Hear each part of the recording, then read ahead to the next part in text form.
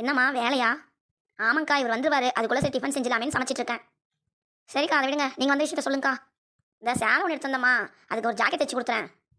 சரிக்கா, 2 நாள்ல வந்து வாங்கிக்கங்க. மா 2 நாளா? நாளைக்கு காலையில நான் ஊருக்கு போகணுமா, அதுக்குள்ள எனக்கு தைச்சு கொடுத்துறேன். சரிங்க்கா, மணி இப்பவே 7. சரி வாங்க தைச்சு வச்சுறேன். சரிம்மா. லல்லி என்ன பண்ணிட்டு இருக்க? இன்னைக்கு ஆஃபீஸில் ரொம்ப வேலை டயர்டாக இருக்குது. வா சாப்பாடு போட்டு நான் போய் மூஞ்சி கை கால்லாம் கழுவிட்டு வந்துடுறேன். ஏங்க, நான் என்ன பண்ணிட்டு இருக்கேன்னு தெரியல உங்களுக்கு? போய் நீங்களே போய் போட்டு சாப்பிடுங்க போங்க. இது நாளைக்கு காலையில நான் கொடுத்தா அர்ஜென்ட் கஸ்டமர். 10 பைசா ப்ரோஜனம் இல்லாத வேலையை எடுத்து வச்சுட்டு பெருசாக வேலை செய்யணும் பில்ட்டை போடுறா.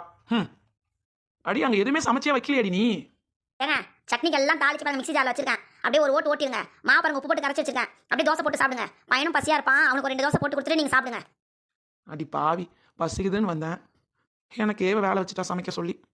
தலையெழுத்து. அப்பா முடிஞ்சது. மணி 12:30யா? ஐயோ, ஒரு வழியா தைச்சு முடிச்சாச்சு. போய் தூங்கலாம். இன்னைக்கு சாப்பிடவே இல்லையா நம்ம? போ.